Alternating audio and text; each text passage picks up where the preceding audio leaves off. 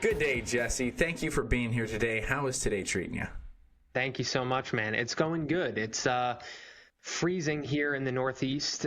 We've got like 2 feet of snow here, but I think it's behind us now, so I'm doing good. Oh man, I'm in Winnipeg, Canada, so I can totally appreciate freezing. I was actually on a call the other day and someone said it's minus fuck outside. And it's like, man, that actually really encapsulates it. Like there was some wind chills around here. Now we're in Celsius, but it was like minus 50 degrees Celsius with wind chill. It's like it is the cold, and this time of year when it's this cold and it's windy out, and it made me always wonder, is like, how did people ever exist here before we had houses? And so you just appreciate how fucking soft we are now. But that's good to know that you can totally relate to the cold. Let's dive more into your story. I don't do the big intros. I want you to introduce yourself. And so why don't you dive in and say who you are and how you got to do what you're doing now? Sure. Yeah. So my name's Jesse, and I'm an online coach for men, and I work with mostly men in the United States here, but there are some in other countries as well. And I've been in the industry for about 13 years. Started off as a trainer in the gym, worked at a couple of different gyms, and trained clients in person, as most of us kind of start out. And then in 2017, I started coaching people more online like this, and been doing that ever since. But yeah, I live here. I'm in New Hampshire, but I grew up in New York and lived all my life in New York. I'm here with my wife. I got my 2 dogs who are boxers, and they keep me busy. So yeah, it's just kind of a basic background. That's great. I really like to hear that transition. And you actually got into the online game before I did. You got into it before it was a cool thing, because I fell into the trend of it's COVID, let's get into this. And I wish I got into it even a few years prior, because there's a lot of skills to learn in it. So let's dive into, before we get into that, because I do want to talk about that transition. I'm curious what got you into training, because like what makes you want to be a personal trainer? Someone usually has a personal story behind it. What made you say, hey, I'm going to just do this thing? Because it's not the most lucrative thing to kick it off, right? You have to really be passionate about it. So what made you passionate about personal training? Yeah, great question. You're totally right. For me, it was kind of a long journey. I grew up playing sports, as many of us kind of get into fitness through sports, and so I played basketball throughout high school and things like that. And once I finished high school, I sort of swapped 2 hours of basketball practice per day with going to the gym and starting to work out. So I that's kind of when I started my own journey and getting into fitness and working out and stuff like that, and kind of got more serious about it in college. Ended up getting certified as a trainer. I think it was my sophomore year, which was 2012 in college, and worked at a couple local gyms as a student there. And for me, I always looked at it as a cool side job, like a part-time job I could do throughout college. I loved fitness, and I started to help other people with it too. I never thought for a second that would be my full-time work after college, and I ended up going into a couple corporate jobs after college in New York City. Hated it like many people do, just completely dreaded it, and started to build my own fitness business on the side of that, really grinding, like training clients all around Manhattan, taking the train at 4:30 a.m. to their building, training them in their building, and then running to my corporate office and changing into my business clothes in the bathroom before work. So I kind of, built it up gradually like that, and yeah, somehow got into starting to coach people online in 2017. Like you said, before it was really picking up, and I remember really having to explain and convince people that this style of coaching was still going to work. And now it's like everybody's got an online coach, everybody's doing it, and it's much more mainstream now. Yeah, it's a hard thing for some people, but it's so useful for other people. And I do think that the whole spectrum of like online versus in person, like it's just a spectrum of people who need one or the other. And I'll even say need, because it's been a very daunting thing on me in the last year, really. It's just the appreciation that some people will never really like strength training, which is so weird to me. It's kind of like how some people just fucking love cilantro and other people despise it.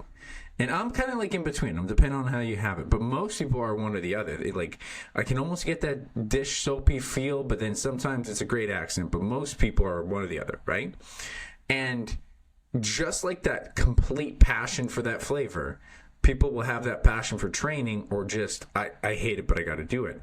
And that's where I really feel the in-person serves so much, because people will just put all these mental blocks in front of them, but to even just do a 10-minute workout. But then if you tell them they have to be here at this place and another person or multiple people are going to be there, they'll make it happen. And so some people need that extra accountability. Those who get the online and can handle it will probably get some of the best results, because they're the ones who will make it fit in whenever they need to, and clearly have the accountability, the consistency, the ability to do things without having to be oversight, right? But I think that's kind of the two kind of like views of it, right? What did you think about transitioning? How did you feel about transitioning from in-person to online? And do you have any in-person at all now? No, I haven't trained in person in quite a while. Really since the year of COVID. So 2020, it's been, I have met up with clients. Like, a lot of my clients are in New York City, because that's kind of where I was based for a while. So what I'll do every few months is I'll meet up with a few of them somewhere in the city, and we'll get together for a workout. And so I have done that, but I'm pretty much fully online with the way I'm coaching and training now for that reason. And as far as the transition goes, for me, it was easy because I personally love the strategy side of fitness. I love putting together, programs and programming workouts, and the nutrition side. I love macros. I love having a calculated approach to this stuff. And if I can tell you exactly what to do, and you're willing to go ahead and do it, if I give you the exact directions, like, that's kind of where I feel like my bread and butter is, and my strength as a coach, and then supporting you along the way. But for me, I don't think I was a particularly good in-person trainer. Or maybe it was just because I'm a little bit more shy, I'm a little bit more introverted. So I feel like my knowledge is in a good place, and I can certainly help people with what to do, but it was never something like being there with them in person. I don't think it wasn't one of my strengths to motivate them right then and there in person anyway. So for me, I felt like it was playing more to my strengths anyway to transition online. That's totally fair, especially the in-person. Obviously you need that kind of somewhat of an extroverted personality. Like, I find too with one-on-ones, it gets boring. It's like you've probably seen these memes where the personal trainers will say that you're the therapist. They're just talking about whatever, and it's like, yeah, if you have a one-on-one, it ends up being just a chat session. I even do group training, and I have, like, it could be 1 to 4 people that come in. And even within the group, I know I'm there for a level of entertainment and vibes.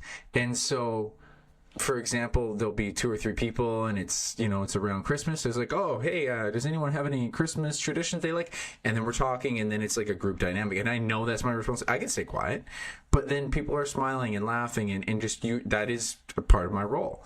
And so if that's not necessarily your cup of tea, it totally makes sense. And like I said, when I have some semi-private, because I do some one-on-ones or some semi-private with my online clients, just occasionally for like form checks, if one person's there, I can get bored really quick if they're not really, really dialing in on a specific skill. So if someone's learning like power lifts, I'm like there because it's like you're learning skill, so it's super important.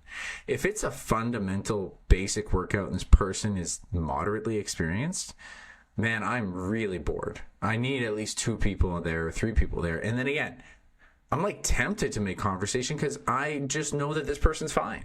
So like I see that kind of issue with the in-person perspective. there's pros and cons of both of them, but I think that's really interesting to see that transition. And like I'm similar to yourself. Like I do love the planning. Like the planning is a passion that looking at the whole week, making that equation fit the individual, customizing that. You give me 7 days, tell me how your work schedule is like, and I almost love that problem solving formula of making sure everything's balanced when it comes to a total healthy body, making sure everything gets hit well, and knowing the individual and customizing it to them to make it sustainable. That's still a really exciting thing. What are some things that you've learned, because it's a long time you've been online, you probably actually have seen a lot of ups and downs of people. And so I'm curious of what you've learned for some of the most common pitfalls people have. And it could be within any realm that you see that you're like, this is a routine conversation I have to have with clients to help them get better success. Common pitfalls that most people will go through in their journey? Yeah. I think, the more people I coach, and be interested to hear if you agree with this, the more I realize that a large reason as to why so many people are stopping and starting, or kind of on this cycle all throughout their journey of like doing really well for a few months or a few weeks and then doing nothing for a few weeks or a few months, all comes back to expectations. Like if they have unrealistic expectations or just fake expectations, or they see what happened with a coworker, or they see someone on, especially with social media now, and really the algorithms promoting like the most blasphemous stuff, like the most ridiculous, most drastic things, and showing them millions of views of stuff like that. I think people just have expectations that aren't quite realistic or right, and because of that they end up either quitting, or they end up switching to another program or diet within 2 weeks, or doing multiple things. I've seen this. I don't know if you've heard of people doing this, but people following multiple programs, or multiple, like doing a challenge and then a program and then a diet, all have contradicting guidelines, and they're trying to follow all these different things.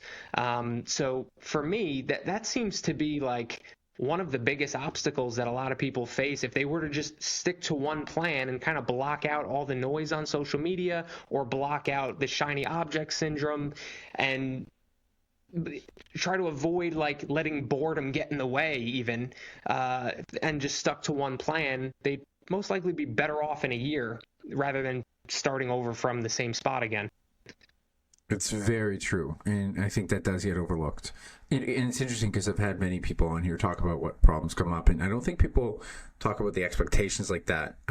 We have narrowed that down as often, so I think that's really well stated.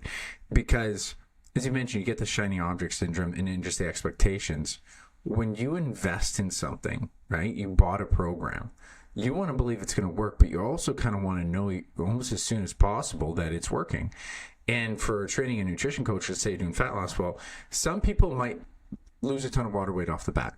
And you have to like outline it for the person right off the bat. Like there are forms of weight loss, like literally just weight, not even fat loss, that are so different for each individual.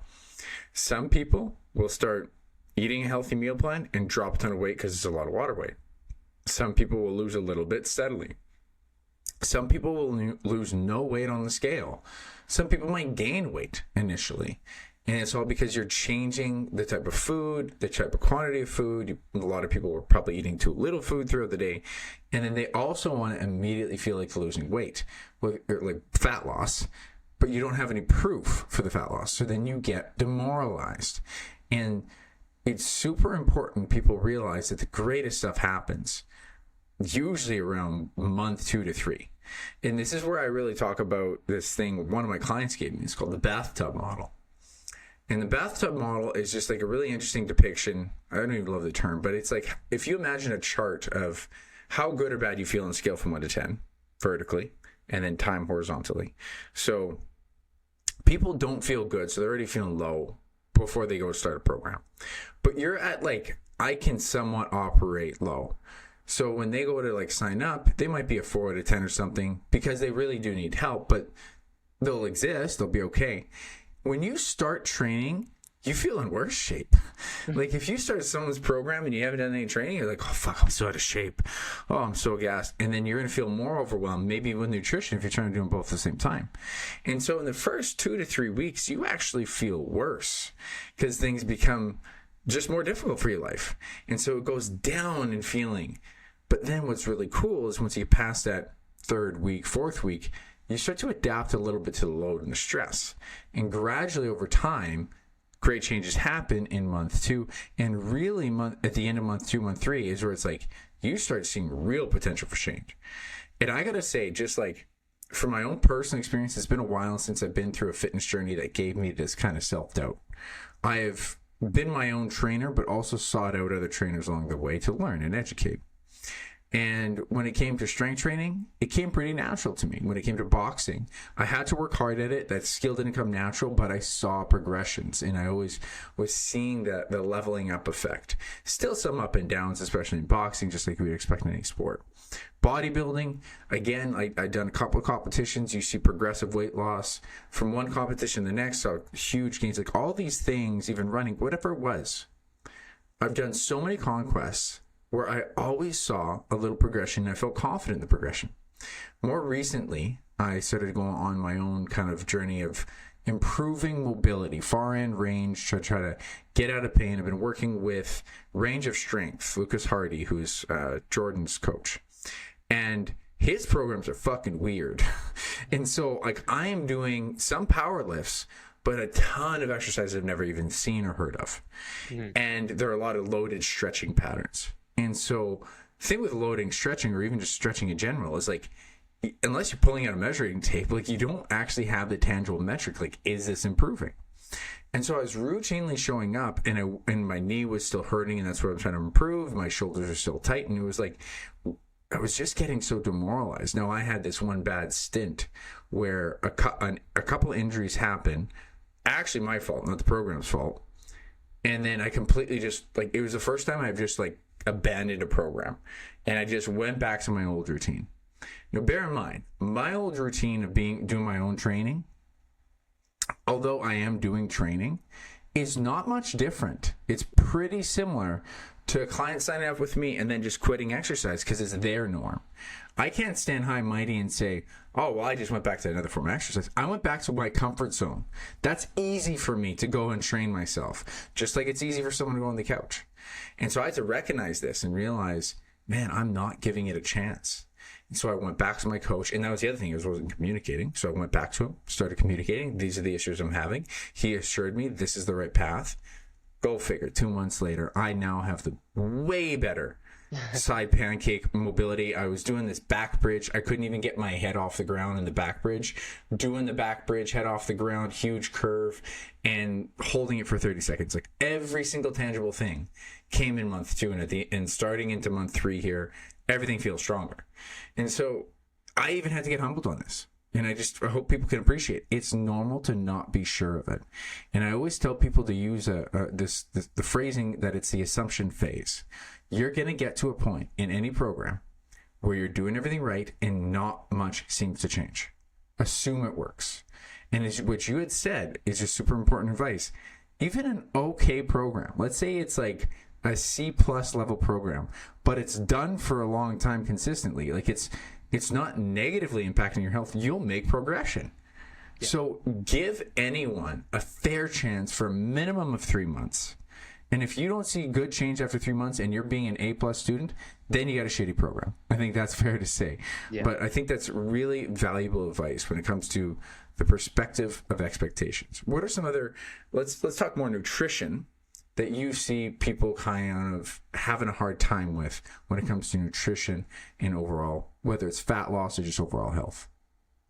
Yeah, man, I think I've got a few answers in my head, but it's so funny how it comes back to expectations, because I think one of the biggest mistakes with nutrition is people going with too extreme approaches.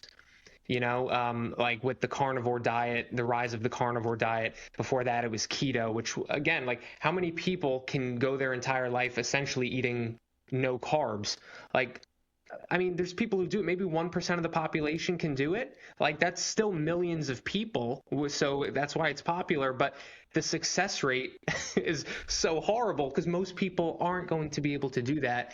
And I think it's these really extreme, drastic, radical approaches that catch people's eye. And that's why they kind of like go viral or become so popular. And maybe they give you that feeling of those quick wins. You know, if you eliminate a food group, you're going to lose some water weight right away. You're going to be down 10 pounds, down 15 pounds in a month. Think, wow, this is the best thing ever.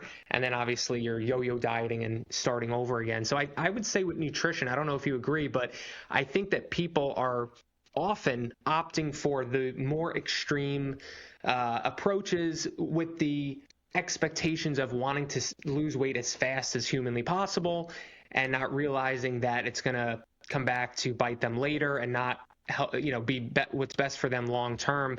It's not super sexy to lose 1 pound a week or to take an approach that leads to 1 pound of fat loss per week. But if you think about it, after a year, most people are going to lose all the weight they want to lose. And, if you're someone who has to lose more than 50 pounds, we're talking about 2 years. Anyone can lose as much weight as they want to lose within 2 years, regardless of how many decades you neglected your health for in the past. Like, that's pretty fair to me. So that would be my thing. My thought on the nutrition is like, why are we always opting for the most extreme, quick fix kind of approaches? I fully agree, especially the social media. I feel like we've always been subjected to this, and social media has amplified it, the access to this information. Before social media, keto already existed, Atkins already existed, and so as soon as people hear tell of things, it was even like a year or so ago, a client had said, "Hey, what do you think of the cabbage diet?" And I had to look this up because I was like, don't tell me there's another like crazy thing. And this was actually old school. This was a long time ago. And yeah, you just eat cabbage soup diet. I'm just like, oh my God, like this is a thing that people did. And it, the old adage of if it has a name, for the exception of maybe the Mediterranean diet, it's probably not going to be sustainable, right? And even the Mediterranean diet, unless that's just the way you eat, that doesn't mean it has to be your diet. You just have principles that you can take from that. And so what people need to understand is that it's about you. And I think like it's like, don't have the diet. And I'm always like, when people say anti-diet culture, they're against the word diet and all this stuff, it's like, take the word diet back for what it represents. It is just the food an organism consumes to live. It does not have to be a mainstream product. And the fact that we're reflecting it on, it's like, oh yeah, I'm on a diet now. It's like, you always were. Like, I don't care if it's a shitty diet or a high quality food diet, you always have a diet. Just take responsibility for that, and it's your diet. Now, at the end of the day, you are a human organism. You're going to need stuff that humans need. But we are in a day and age where we can actually be super relative to your culture. Culture can be a part of it. And that's why when you mention 1% of the people can possibly make keto work, maybe a smaller percentage around that percentage possibly could make carnivore work. Not the Italians, though. And that's the thing, is like that's a really important thing. Like, you got these culture things that will not, like, how are you going to be keto and be an Italian? How are you going to be a carnivore and enjoy family meals? Like, if you want to be that person and set out that to be your personality, I mean, that's your own choice. It becomes a religious dichotomy at that point, right? If someone says, I can't have carbs, I'm okay if a keto person or even a carnivore person says, I just feel so much better here, and they can just not look back. And I'll respect that. I had a good review here the other day where it was, the Primal Bod woman. She's basically one of the carnivore, she's carnivore-esque. I think, I'm not sure if she has any, she's very anti-insulin. She's Primal Bod, she's in that realm. And she was ranting about how someone's like, oh, you never cheat? And she's like, no, I wouldn't cheat. I wouldn't cheat on my husband, so why would I cheat on a cookie? And then she's like, I know what that cookie's going to taste like. It's going to taste like weakness and disease. I'm like, what the fuck? How does it, that is completely a religious dichotomy. That's completely just, you've decided that one cookie makes you a weaker person, and you instantly get disease, which is, it's a logical thing. But these safeguards make some people work. But 99% of us will not make that work because you don't believe it to your absolute core, and you don't have to. Like, I mean, the thing that I always want people to imagine when we're looking at the same sustainability and the long-term features, like, let's imagine you could have cookies in the long run 10, 20, 30 years from now, but you're also in the best shape of your life, and you're also eating a great ton of high-quality food, and you're also training consistently. You have two versions of probably many in between, but let's say there's two versions. You without cookies, and you're completely disciplined. You create a religious dichotomy out of it, or you with cookies. And you actually just started to improve your psychological habits around these cookies. But you still get to enjoy them. What would you rather have? Start practicing that right now, because that's the only way you're going to get there, right? So I really appreciate the extreme notion, and it is, again, we're just very subjected to it. What's some other things on social media that you see coming up that within food that's just like, oh boy, this is some fuckery here? What's really coming around on social media for you that bugs you?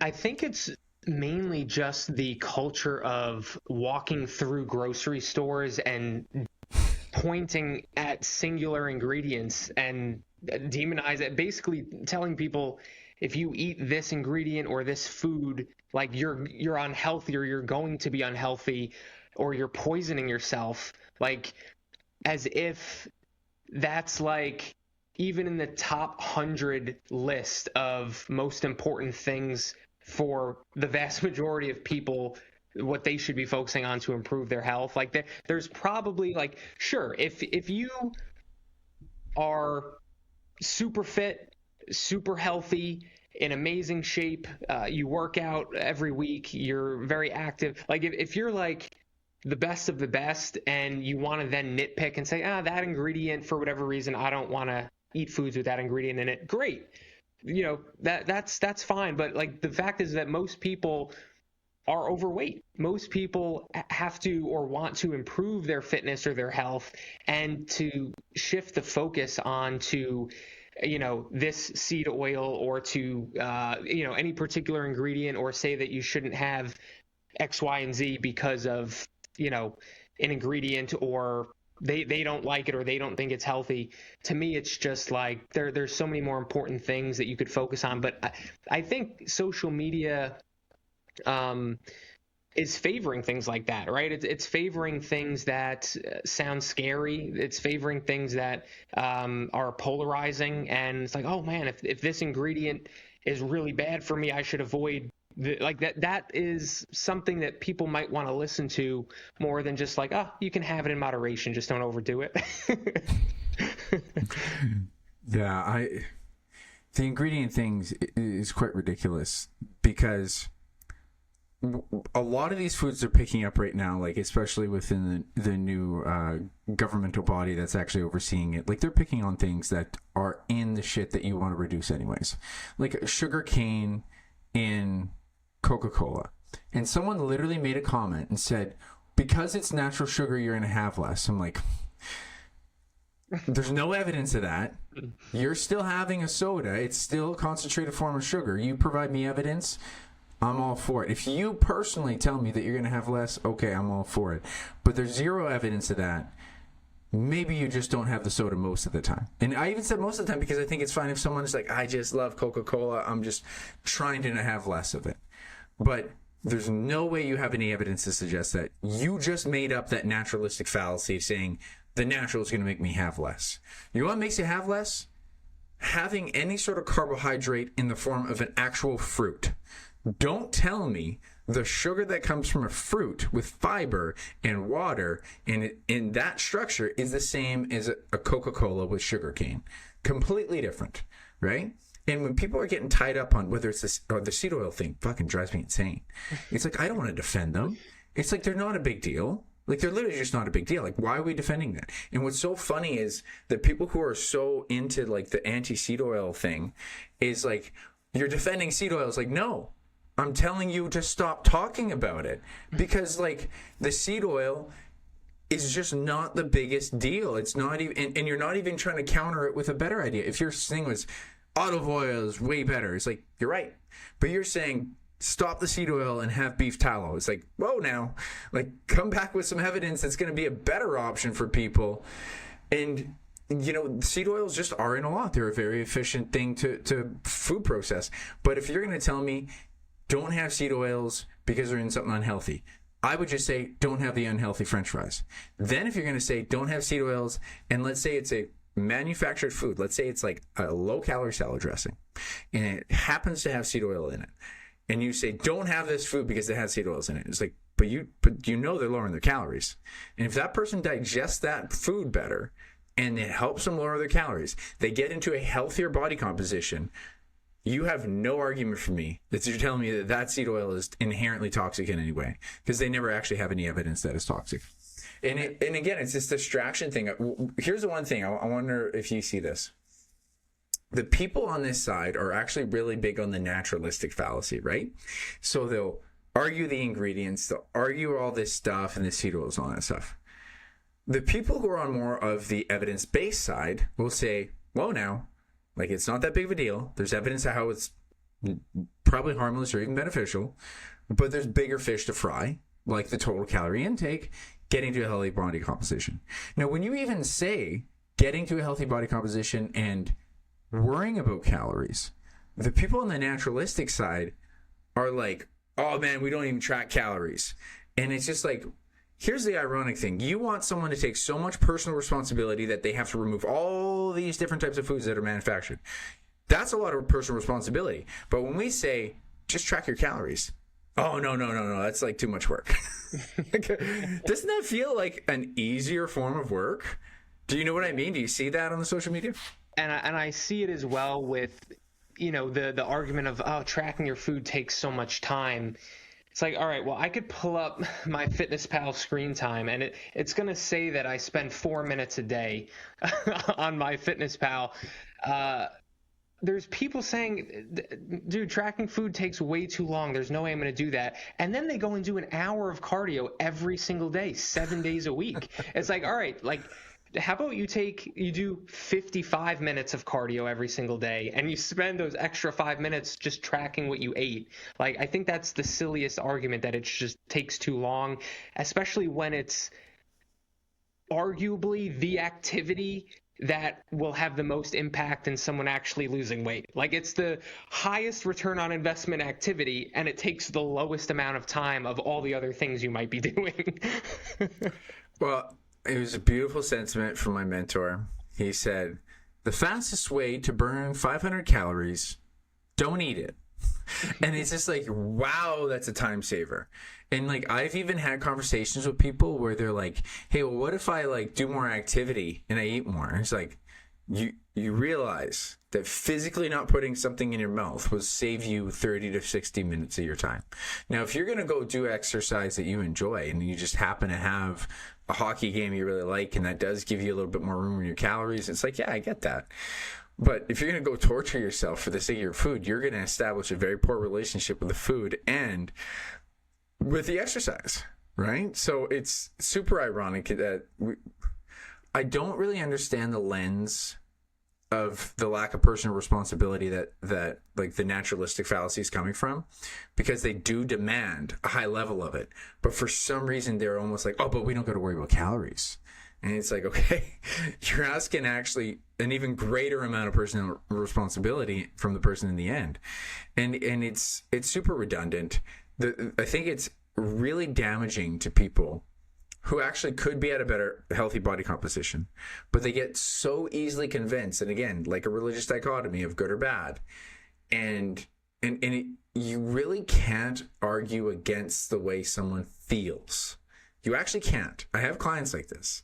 I've spoken to them before, and I explained to them, like it was, oh, you know, it's just like they're saying, oh, how it was naturally made, how it was supposed to be made naturally, and I was like, we're talking about yogurt here. Like we manufacture that. He's like, what's bad about it? And she's like, well, it's just like, it's not the way we used to make it 100 years ago. It's like, what makes that better? And then she's like, oh, I can't pronunciate these ingredients. And it's like, man, if I told you the ingredients and the chemical structures that are actually in the banana, you would enunciate them. And so we just come up with a lot of these things that create some sort of a rigid belief system that if you just like ignore that, like you mentioned this, and this is a great lens for people, ignore that a little bit. And I say a little bit because there is room for discussion there. If you have the salad dressing that has some processed ingredients and you don't feel good after that salad dressing, but you feel great after homemade, valid reason. If you eat something processed and it's digesting poorly, you have worse energy from it, and you know this pretty conclusively, you're not just claiming it, valid reason. But if you are not keeping to a healthy body composition, you're not there yet, but you want to be, it's not a bad idea to ignore this for now, even if we just say for now. So you can practice working on getting that healthy body composition first, see all the health benefits that come from that, and then, again, nuance those details, clean it up where you think you need to clean up. But I'm sorry, the red dye in your Smarties are not the problem. It's the Smarties. And you can just focus on the total calories more often. So I totally agree. Do you ever see this in your clients, or is it typically just more so through social media? It comes up. It's mostly through social media because most of the clients have seen my content and are kind of on my side of that viewpoint. But I do get more questions these days, like asking about these things because they're seeing it all over the place, right? They're seeing it all over social media. So, all right, what do you think about seed oils? Is it really that bad? Can I have a protein bar because it's got seed oils in it? Can I have X, Y, and Z? So I am getting those questions more. But what you said before, how people think like we have to eat how our ancestors ate, how we ate 500 years ago or whatever. It's like, that is such a funny argument to me because it's like, really, you want to like live like that and eat like that? Like they lived to 30. Yeah. It's like it's just a silly argument. Like there's a reason why we now get more nutrients and we can live longer and we have better medicine and better technology, and like it's not an automatic thing that progression with science and with technology and even with food, like it's not automatic that it's worse, right? We are we are living longer generally compared to 100 years ago, 200 years ago, and beyond that, of course. I understand the mistake because it's just a simple naturalistic fallacy that you want to assume that, hey, it's the way we, even the terminology, it's the way we were made, it's the way we evolved. And it's like, I understand it's the way we evolved, but we're evolving.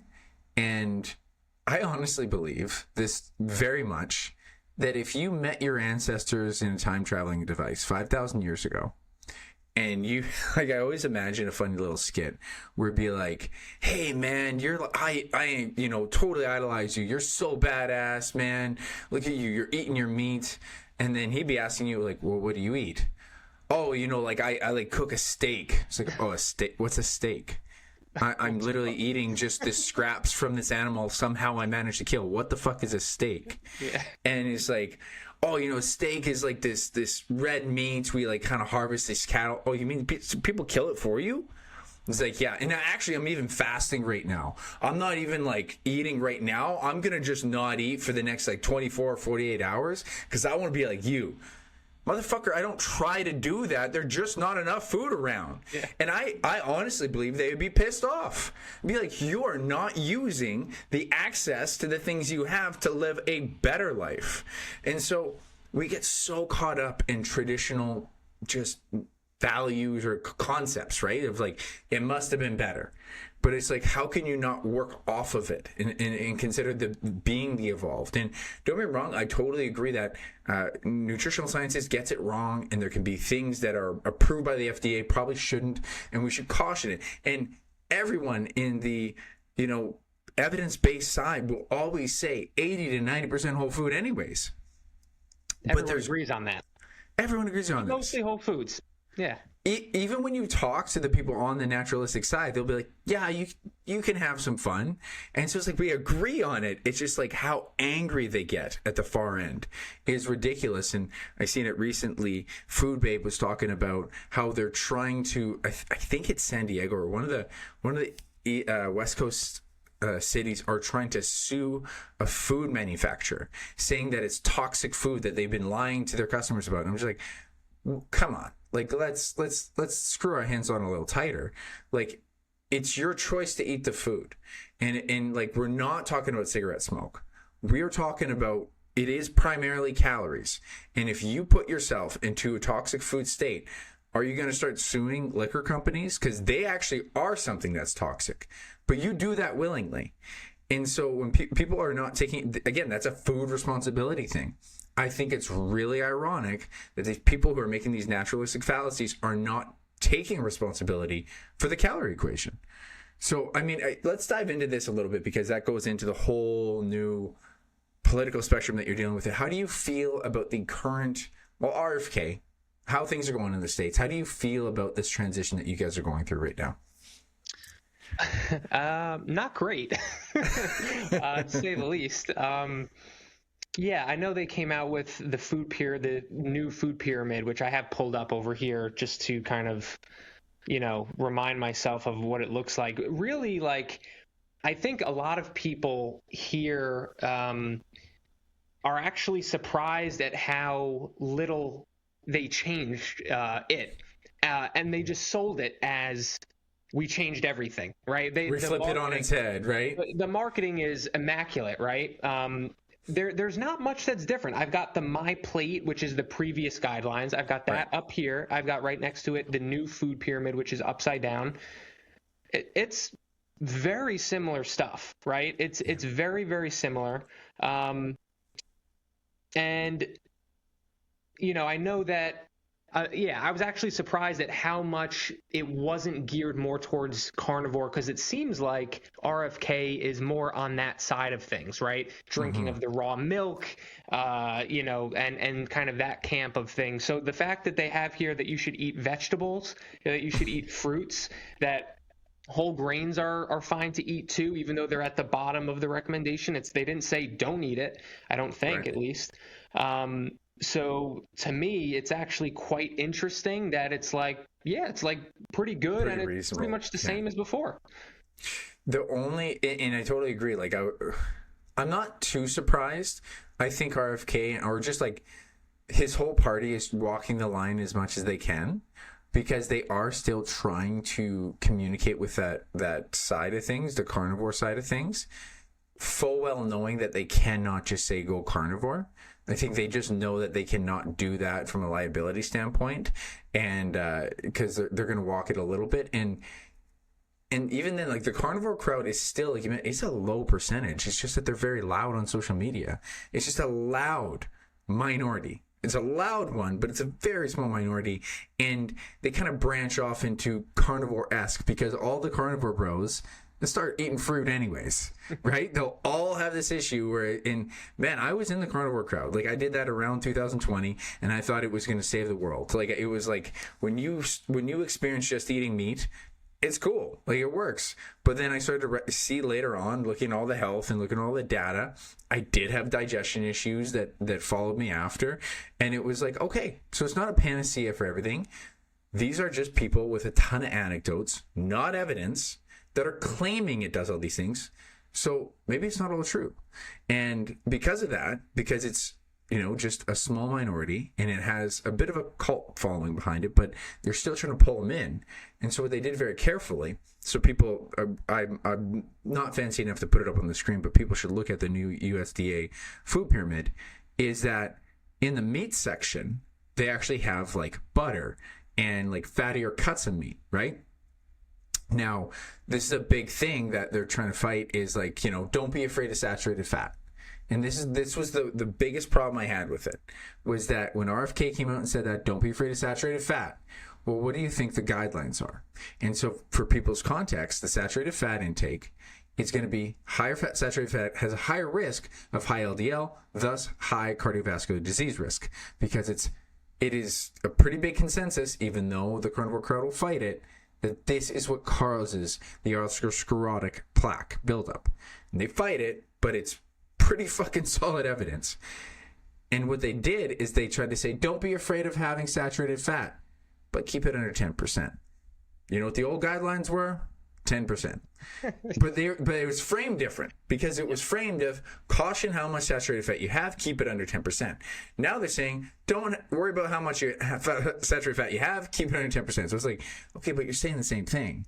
And so even putting the butter up there is what's actually kind of misconstruing it. I will say that there is like interesting data. I was reading Alan Aragon's book in that whole fat dairy does have more positive health outcomes for the saturated fat intake because there's something about the milk complex in that particular type of saturated fat does not seem to have the same net negative as the normal saturated fat. So I think it's not bad that they're putting that out.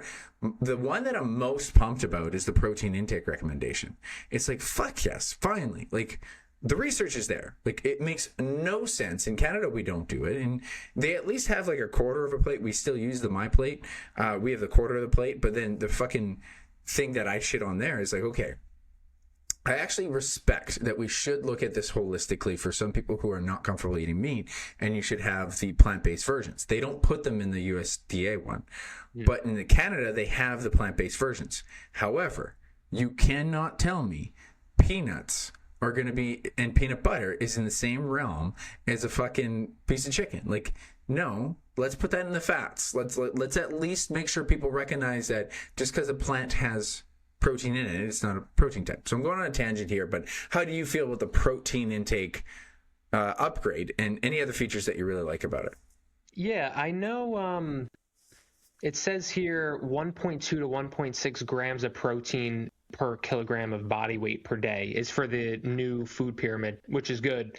Like, great. Yeah.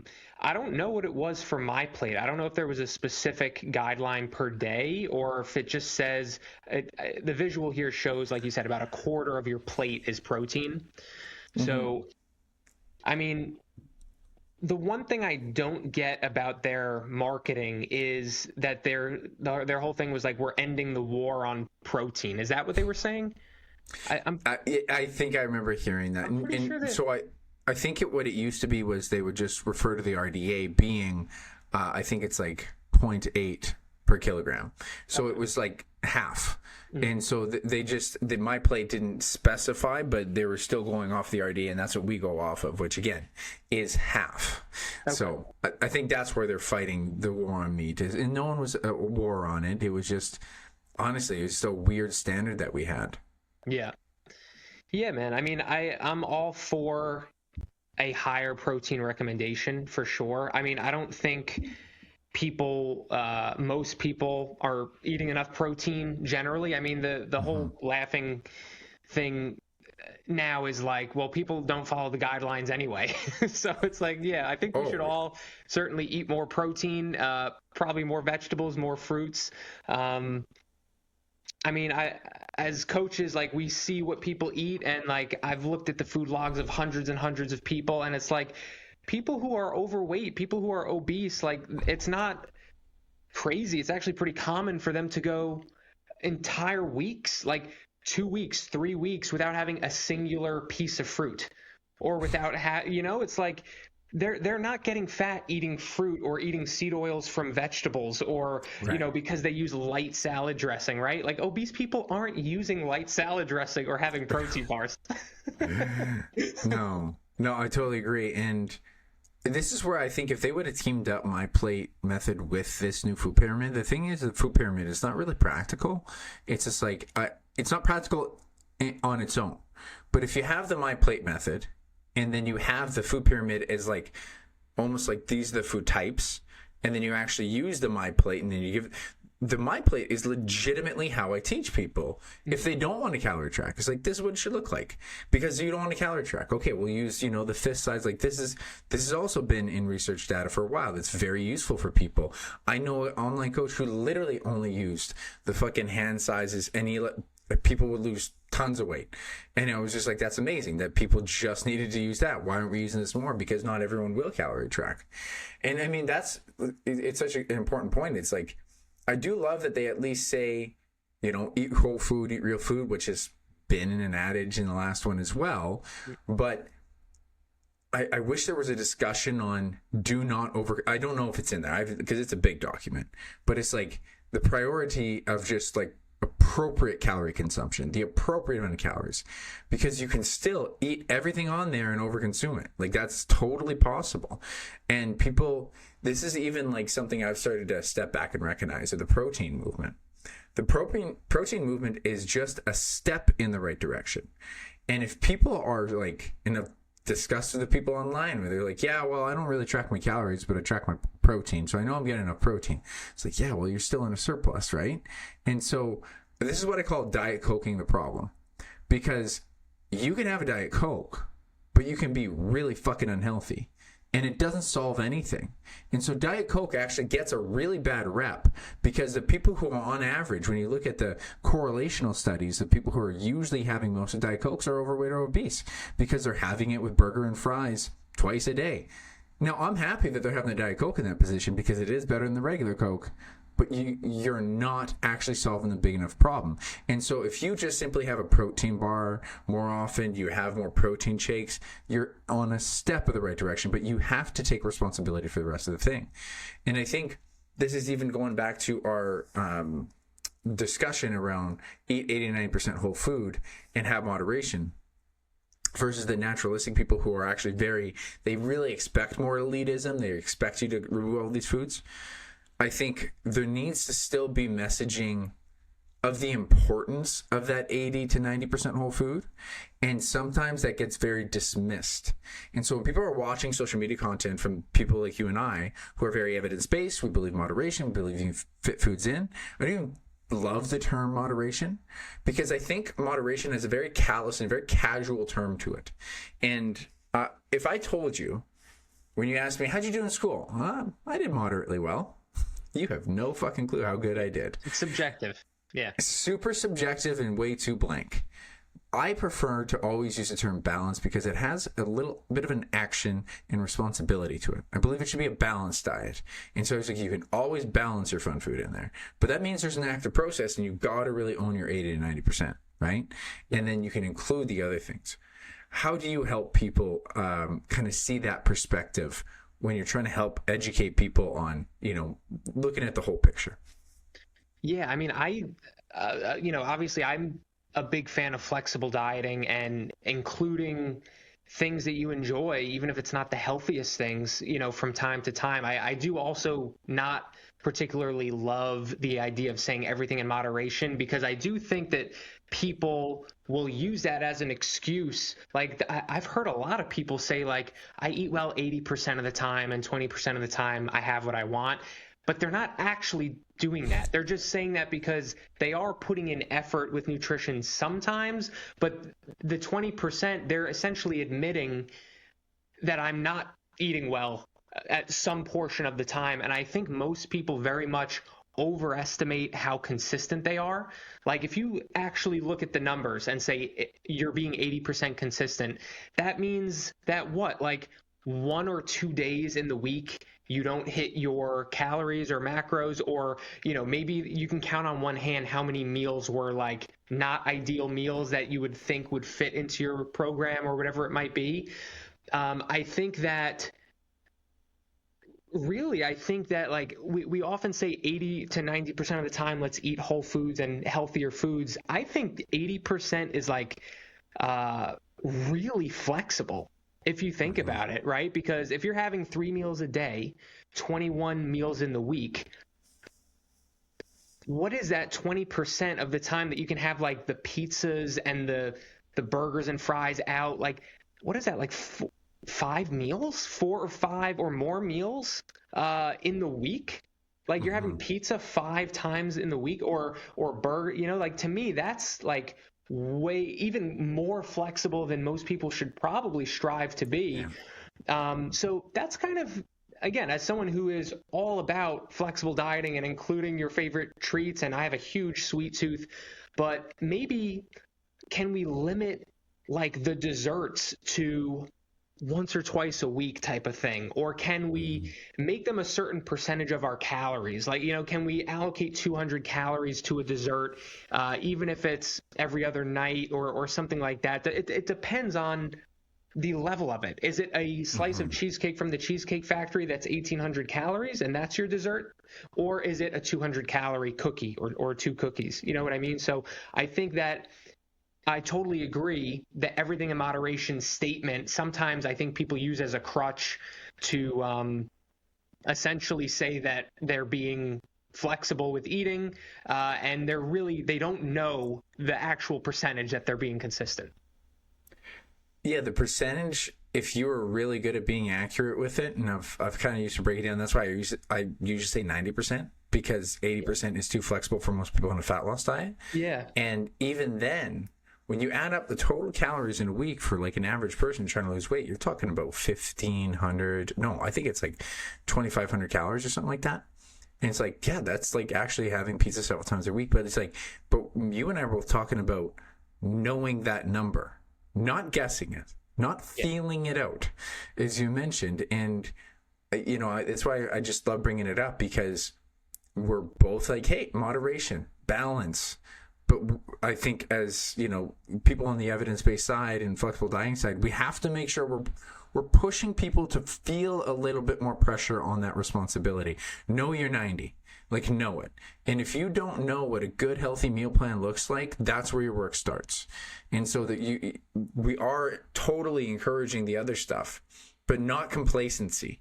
And I think I just really like framing that up for people, because to make sure that you are understanding that this flexible diet can be amazing, because holy shit, 5 times a week you have pizza? Yeah. That's provided that every other meal is actually considered, and you're not just guessing, you're not skipping breakfast and then, you know, late at night having an entire pizza. Like, we're talking about making sure that you systemize this stuff. And yes, there's upfront work. There's upfront work to know what your plan might be ahead of time, to making sure you know you're in the right protein calorie range with the right amount of fiber. But once you do that upfront work, as you mentioned, you and I are so good at tracking. We spend not even 1/10 of the time, or a small percentage of the time, that you spend on social media. So I promise you that work is worth it in the long run. And it gives you, like, that's a beautiful thing about the flexibility. Like, it's flexible. It's incredible what you can do. So I really love that advice, and I hope people take that to heart. I think this has been a great conversation. I love to hear all this feedback. This has been terrific. I'll probably reach out to you again in the future, Jesse. I especially, like, probably a year or so, and I want to see how this whole healthy, make America healthy again thing pans out, and we can even unwind and be like, okay, well, this is where this went, because I think that'll be a fun little follow-up podcast in the future. You'll get to give me some more feedback from boots on the ground in the States, right? Like, it's to see how it really feels from your client's perspective. Not to mention, we have all these other things that are moving on in the culture that are going crazy, and on top of which, even just like, I think it'll be interesting to see the evolution of peptides and all that stuff. So I think we'll have a lot to talk about in the future. This has been a really great podcast. One last question to wrap it up here. I always love asking, because it's a Strong Ambition podcast, and it could be work, it could be life, it could be all three, anything that comes to mind. What is your most recent ambition? What are you really excited about? I would say just continuing to try to be the best that I can be in various areas of my life, trying to give my family the best life they can have, let my dogs get plenty of exercise and have plenty of fun, be the best coach I can, trying to learn more, trying to improve my own fitness. Like you mentioned with, you know, your own humbling experience with mobility work. Like, that's what I love about fitness, is that there's never an end date, right? Like, there's always more you could work on and get better on, even for us professionals. So trying to get better, you know, in my own fitness, trying to expand, you know, my own cardio, my own mobility, you know, in addition to strength training and things like that. Growing my my business as well. So, you know, just trying to be the best I can be, trying to set a good example for those around me, my clients, my family, and just trying to, you know, enjoy time with family as well, you know. So that's kind of where I'm at, what I've been focusing on lately. Like you said, there's a lot going on here in the US, so really just thinking about the most important things, which is those close to you, your family, the people you work with, and trying to be the best you can be. Yeah, I think that's beautiful. Yeah, it sounds like you got a great setup there. Totally appreciate that. We talked about it off air, and I think we should dive into it just a little bit because this episode is being recorded right now on January 28th. This is going to come out in a couple weeks, so it's going to be quite a bit after the fact. But I don't mind discussing a little bit of cultural relevancy, even though it's not fitness related. I want to just know personal interest. What it's like for you in the States right now, and how do you feel the state of things given of what's recently happened with ICE, and that 2 people have been killed. And so I'd just love to hear your perspective of it. Yeah, man. It's tough. I mean, it's tough what's going on here. It's very uncertain. I know a lot of people feel just completely devastated with what's going on, really. I mean, like you said, 2 people being murdered, shot, by government agent, by people in the government. This last guy shot in the back, how many times? 5 times or something, like he's, right in the back.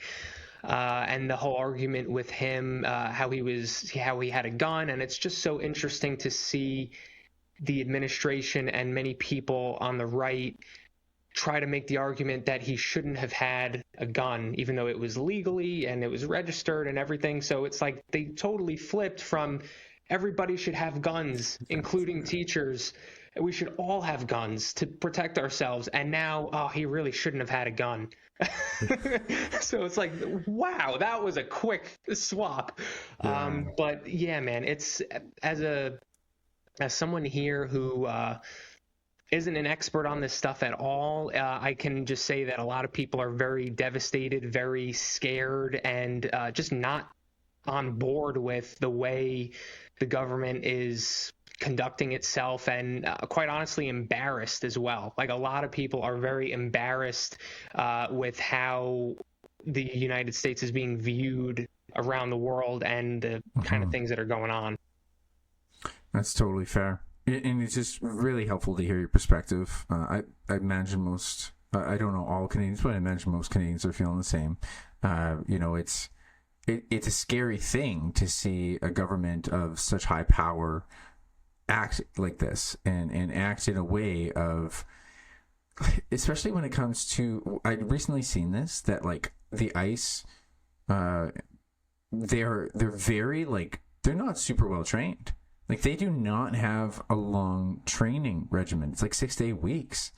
And it's like, you wonder why these guys are making poor judgment calls. It's like, yeah, you give them guns and you give them the right to actually just act like the army in front of civilians, and they haven't been trained in this at all. And no, it's crazy. And they're I was all curious. wearing masks. Like, that makes no sense. There's no identification. They're all wearing masks. Man, like, this is really just, I've would never in a million years think something like this would be going on, where there's masked, unmarked people running around, hopping out of vans, grabbing civilians and bringing them into the van, or pulling people out of their houses. Like, man, this feels like something else. Surreal. And it's super ironic. Like, I mean, I feel too, I wonder if there would be any psychology research, can't prove it, but I would have a feeling that these ICE officers, just a feeling, could actually feel easier to work more emotionally distant and kind of raw because they are being masked. They can actually separate themselves from emotional rationalization even more because you're masked. And so it's possibly a little bit of the reason why you're seeing some of this right now, right? And like you mentioned, the way it's behaving and the way that, people are having to react to this, it just doesn't feel real. I was curious if you've run into anyone, because, just depending on the culture or social circles, have they had any decent arguments for this whatsoever? I mean, it's an interesting thing because there's people arguing on both sides, right? But we're at a point now where I'm not sure what to even say, because there's video evidence of both situations, right? Both killings, we can all watch the video and see exactly what happened. And there's people interpreting it one way, right? There's people watching the same video and coming to two different conclusions, I guess. Or I think people mostly have their minds made up as far as who they're going to side with, regardless of what happens. This is me guessing. I don't know. But to me, it looks like people are not going to be convinced either way, regardless of what happens. But no, I haven't heard any good arguments. Yeah. Yeah. Well, I do. I wish you guys the best out there. We're in for a long 3 more years, I guess. It's been a busy year. And I will say there hasn't been 100% bad out of the presidency. He's been trying to do some decent things with foreign affairs, but it's also been increasingly terrifying with foreign affairs. And I'm not a geopolitic. This is why, this is literally one of the first times, I think the first time I've ever talked politics on a podcast. But I thought it was interesting to hear your perspective, because it's a very interesting day and age. So I do wish you guys the best out there. I'll keep tabs, and like I say, I think it'll be interesting little follow up in a couple of years when we kind of get through the next couple of years, hopefully safer, and kind of see how it all pans out. So. Thanks again, Jesse. I really appreciate being on here, and we'll definitely reach out in the future. Thank you, man. I appreciate it. Thanks again to Jesse. Really had a fun conversation there. I always do like it when, people come on and they can give me, even though it's the same question and they're an online coach, and they give me just a different wording that can help people. And I actually really liked that we spoke about expectations. And I don't think I've discussed it enough on here. We've certainly had certain people come up with it before.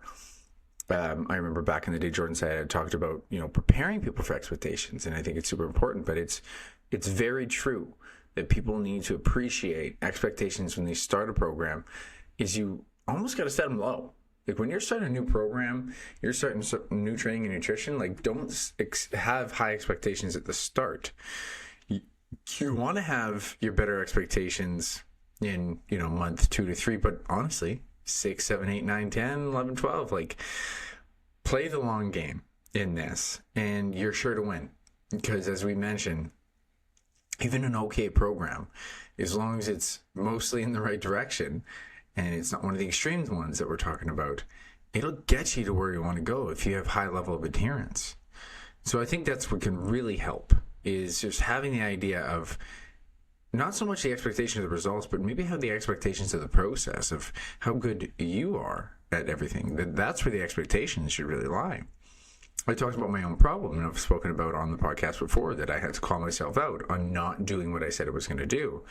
And so how can my expectations of the program, say that they're not meeting what I wanted?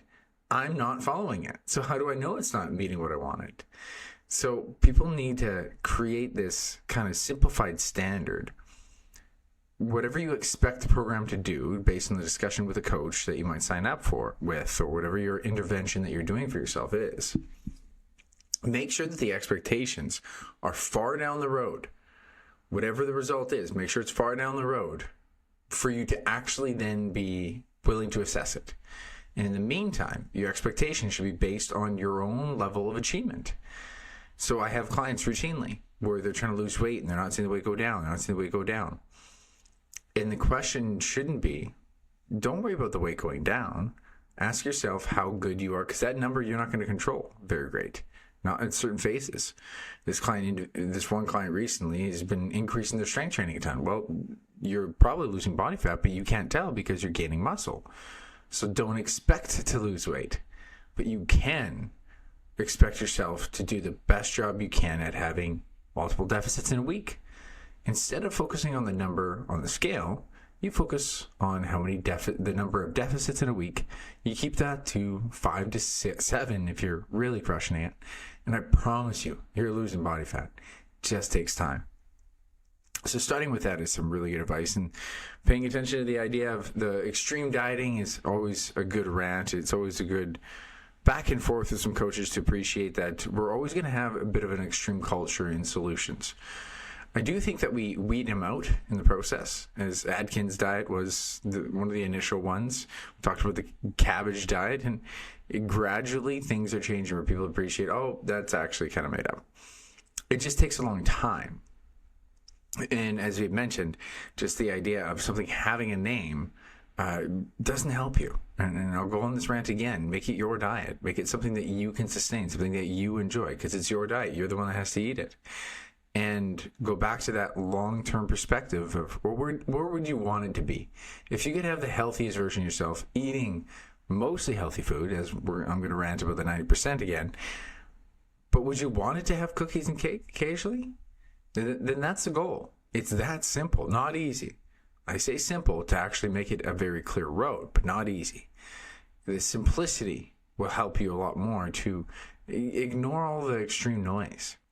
I'll be really curious to see where we go from here, because we've hit on quite a few spectrums, right? Plant-based was a big movement, and I think plant-based has actually a lot more research to support it, but you don't have to go plant-based, and I would actually see the argument of how it's quite difficult to do plant-based and still get rid of the amino acids and vitamins and minerals without supplementation, and just difficulty to even make those plant-based foods taste good. So why not be an omnivore?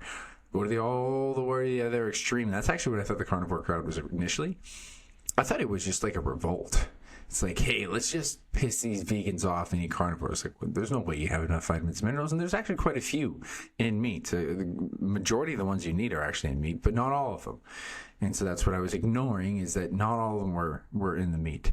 And again, ignoring the clear data that high saturated fat diet coming from meat will very likely lead to cardiovascular disease risk. And if we can just meet in between and just recognize the omnivore diet is the more ideal, I don't know what else we come up with, right? I do think it's been really hilarious to see the sugar diet come out. The people who I see talk about the sugar diet do actually acknowledge it's a short-term weight loss diet. Not great for people who actually will fall prey to extreme dieting, but just imagine that what you're trying to do is evolve all your habits so that you're mostly just controlling your diet. You're mostly actually able to keep calorie maintenance. Like, if you wouldn't want to use it after you lose the weight, why would you use it on the way? Right? That's a really important picture to paint up for yourself. And I really love the adage that we talked about, the naturalistic fallacy, the ingredient list. It's a really frustrating one. I do love the story about how, if we talk to our ancestors, would they really give a fuck for eating what they're eating? I don't think they'd be thrilled about it. That's my biased view. And if there are easier ways, especially because when it comes down to so many people have a hard time with training and nutrition as it is, why would we add more complexity to it? Like, why would you say that you can't have the light calorie dressing if it's something you enjoy and it helps you cut calories? It only makes sense to give people that tool. And I know many people that, they go with their feelings on this, and you can't change that value. I just hope it doesn't prevent you from looking at the big picture, because if you're saying I have to have natural food to lose weight, well, if you wait until that natural food fits everything in your life and you're never losing weight, well, then you're losing an opportunity to lose weight and your health is getting worse. So what's the net, positive or negative?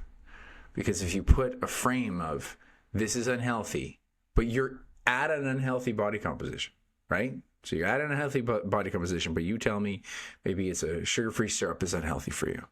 But if you did include that sugar-free syrup or the sweeteners, whatever it is, and actually helped you sustain a fat loss diet longer, so you could lose the weight and you improve your body composition, are you going to tell me that's a net negative or positive?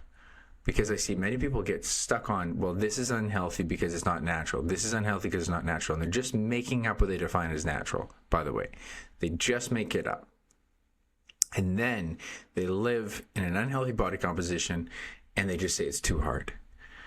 Well, you're making this hard for yourself.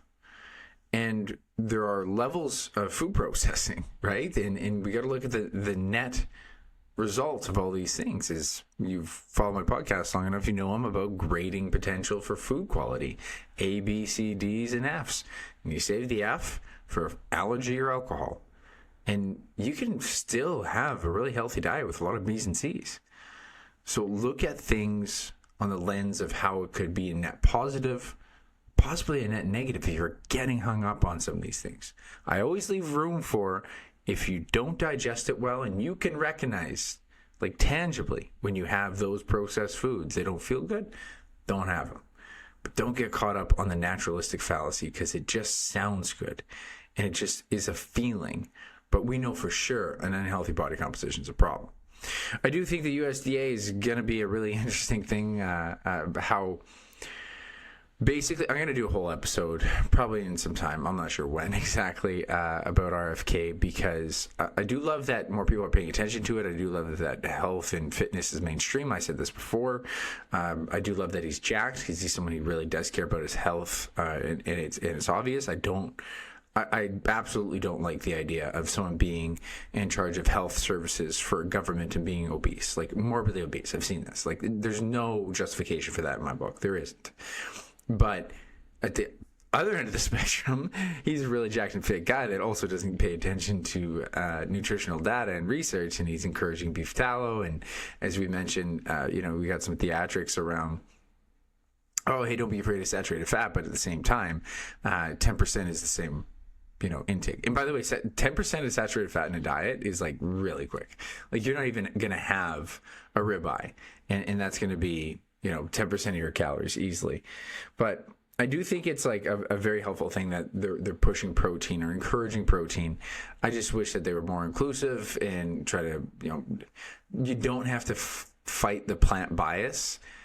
I think that people who are going to go plant-based have already done it. I feel like that was a movement that happened over the last 10 years, and people might slowly shift back, but I don't think it's like the solution, because let's say it was about maybe it was 5-10 years ago. I'm trying to remember what it was, but I do remember when some of these documentaries are coming out, people would ask you about it, because like Game Changers came out and stuff like that, and people are like, oh, maybe this is a thing. Like, even Arnold was saying that he isn't enough protein and stuff like that. It's like, I think there was just entertainment value there, and it didn't pick up since then. So I don't think we're going to get a ton more vegans, so they don't need to fight it. But I loved how Jesse had his great sentiment. It's like, no one's having an issue with too many fruits, right? Like, the fruits and vegetables are not the problem. This was actually one of the things that I might have said this on the podcast before, but I want to go over it again relative to the carnivore diet, because it was really funny. I thought about doing the carnivore diet again. I always have this kind of craving, because I find those challenges fun and interesting, to just explore a diet. Like, why do people do it? And so I wanted to try a carnivore diet again. And I was like, okay, well, but why am I eliminating all these things? Like, do I have an issue with the salads I eat? Like, do they disrupt my gut or anything? Am I eating too many of them? No. All my vegetables, like, I have like peas and carrots now. Like, am I eating too many peas and carrots? No. Too many fruits? No, I rarely eat too many fruits. Oh, so like, I mean, what am I eliminating, and why would I eliminate these things? The only thing that you're actually feeling better about eliminating would be your processed food. And that's something I actually always want to practice having a better relationship with anyways. If you completely cut it out of your life for a time period, and you're coming back to it, then you're not practicing the behavior around it. So then what's the point? So why not just practice the thing you need to get good at anyways? So that's kind of my roundabout logic to recognize that the carnivore diet is not a necessity in any way. I didn't say it on the podcast, but I do always give room for empathy and consideration for those who use the carnivore diet for autoimmune issues. This is still in the anecdotal realm, where people are saying these stories of how much it helped them, and I think we got to have room for that, because I think the food sensitivity is changing and evolving in the testing, and we don't have all the testing that we could possibly have for different foods. As I've had a client, and I've talked about it before, who had a sensitivity to white rice. You wouldn't believe it, right? So the thing about the carnivore diet is it is an elimination style diet, so it could work for some people, but for most people, it comes with a huge health risk. I made some content on this recently, and people are completely ignoring. I've seen it, like, where there's a guy who literally posted about, like, well, I lost all this weight, 50, 60 pounds, been feeling really good with the carnivore diet, but I just had a heart attack. Now I'm really confused. And then multiple other people who were doing carnivore diet had to just get off it because they were having negative health effects. So there's something to be said about omnivore eating, right? And as we had mentioned, I do want to come back even full circle on just to add to that, omnivore eating, whole food eating, like no one argues this. I do think that, me and Jesse are very similar in the flexible dieting. Just understand that flexibility requires some upfront work. And we want you to eat your protein. We want you to have your fiber. And I'm a big fan of just making sure you have a plan. Make sure you know what that looks like first and foremost. I think it's the most important thing that a coach adds to nutrition is structure. Like understanding what meals can look like. And then you flip your structure and then you manipulate it over time. Just coming back to the USDA. I think I'll just leave it with, it'll be interesting to see how it evolves. There's always something new coming up. Like he was going to have gyms in airports. It's like, okay, airports are actually like a place where people get a lot of walking in. So it's usually physically active. Good for them. I'm not against it. It's just, again, I think RFK is going for a lot of theatrics. He's going for entertainment value. It'll be interesting to see. This has been already a really busy year for the States culturally. And I hesitated whether or not to talk about the politics. This is, on the 28th that we're recording this, and a lot of stuff's happened recently, and it felt like I just wanted to, and I'm not trying to make my podcast reach anything political, but it's not bad to hear political opinions sometimes or just appreciate when things are really important where they come from. And I was genuinely curious talking to another American because I'm a Canadian, only talking to other Canadians, only seeing people on social media, but have a tangible conversation with another American and know how they feel. That's all it was. And so most of my listeners are from Canada. And if you're not, I appreciate you listening even more. Not to devalue my Canadians, sorry. I just really appreciate all my listeners. And to hear your viewpoint to hear the American viewpoint on it, I thought would be quite valuable to appreciate what they're going through. And it's going to be long 3 years yet because it's already been a hell of a year. So it'll be really interesting. Hopefully get through it on the other side. In a couple of years, we'll have Jesse back on and we'll dive even more into how it all pans out. Maybe the USDA guidelines actually make a difference. Maybe it makes an impact. Maybe people eat more protein. Maybe people eat more whole food. Or maybe people start eating so much beef tallow we see a huge rise in heart attacks. Both possible.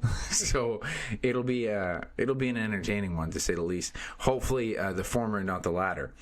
And yeah, I hope you appreciate the podcast. And if you ever do want to reach out about the podcast, I would love to hear feedback on how you feel about any of the political stuff coming up. Feedback always helps me. I'm just guessing here on my podcast, trying to get this little thing to grow. But I listen to my own mentors and business mentors for fitness and training all the time. And they mostly talk about training and nutrition on there, but recently they have been talking more politics. And I enjoyed it. So that's why I decided to include it. Almost didn't because it is a sharper topic, but I thought this was a very valid one to discuss. I thought it was a very important one to just hear an opinion on. So if you can reach out to me on social media, leave a comment, review. Love to know how you feel about adding the additional, side discussions around some stuff around politics. Try to still stay within our lane, but just really hearing people's opinions and views on how they're feeling about the whole thing. And I'd love to know how you feel about it as well. Thank you so much for listening. Don't hesitate to check out Jesse's stuff. I'll leave all of his info in the show notes. As always, please leave a review. As I mentioned, some comments if you can. Don't hesitate to share this one because that's how this podcast grows. Thank you so much as a listener. I always appreciate you listening to me rant and helping this little podcast grow. As you know, I'm trying to help you chase your own ambition because life is not about the pursuit of happiness, but the happiness within your pursuit. And I'll catch you next time.